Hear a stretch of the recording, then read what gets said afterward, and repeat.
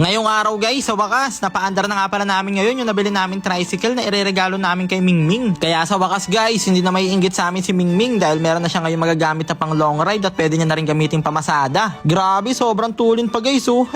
Baka Mingming yan. What's up sa inyo mga itik? Ngayong araw guys, available na nga pala ulit ngayon yung paninda ni Kuya Mac. Yung good day mga boss, dumating na nga pala ulit yung in-order natin na 150 bucks na yan mga boss. Bali 100 bucks na gear oil yan. Tapos 50 bucks na pork oil.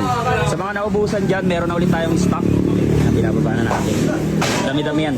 Grabe guys, sobrang dami ngayon ni Kuya Mac stock ng kanyang gear oil tsaka ng engine oil. Ayun guys oh. Eto nga pala guys ang MAC engine oil at ang MAC gear oil. Kaya ayan nga guys, maya lang may umorder agad kay Kuya Mac. Bali marami-rami nga pala to guys. Dadalhin pa namin to sa Santo Tomas, Batangas. Kaya ayan guys, ginamit nga pala namin ngayon si Lokbu. Grabe, ang daming box agad ng in-order kay Kuya Mac ngayon guys. Baka lugi man yan. At ayun na nga guys, on the way na nga para tayo ngayon papuntang Santo Tomas, Batangas. At big shoutout nga po pala kala sir. Bali ang dideliveran nga pala natin ngayon guys ay dito yan sa BRC. Kaya ayan guys, pagdating nga pala namin dito ay ayan, nagbayanihan na nga pala kami ngayon sa pag-aabutan para maibaba na namin yung mga in-order. Grabe, ang bilis oh. Pasikat ka boy. At syempre maraming salamat nga po pala kay Kuya Nick sa solid na suporta. At ayun na nga guys, maraming salamat nga rin po pala sa Doyce Motor Shop sa pag-order ng product ni Kuya Mac. At syempre guys, nag-deliver nga rin pala tayo ngayon dito sa Rapworks. Kaya maraming salamat rin po sa pag-order. Maraming salamat sa suporta. At syempre nag-atid nga rin pala tayo ngayon dito guys sa FI Ready Shop. Kaya maraming salamat nga po pala guys sa lahat ng mga umorder kay Kuya Mac. Maraming salamat sa suporta nyo kay Lugiman. At syempre guys, nag-deliver nga rin pala tayo ngayon dito sa BCK. Kaya isa na namang sanitized customer.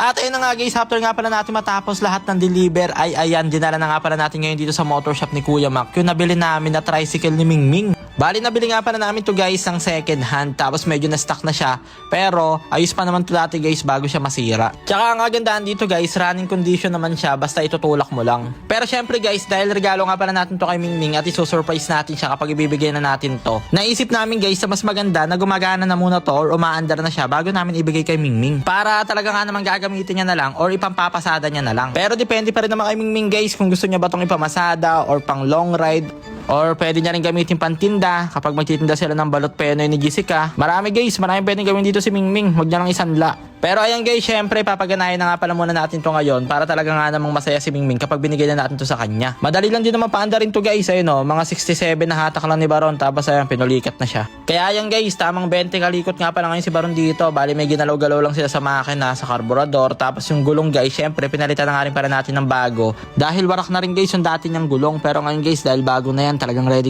na si Mingming mag long ride. At ayun na nga guys, maya lang sa wakas, goods na. Napagana na nila Kuya Mac tsaka ni Baron yung makina. Kaya ayun na nga guys, sobrang excited na kami. Kaya ayan, iti-test drive na agad to ni Kuya Mac para malaman kung running condition na ba siya talaga. Grabe, napakaangas nga ng tindigan guys. Tapos napakalakas sa matak ng makina.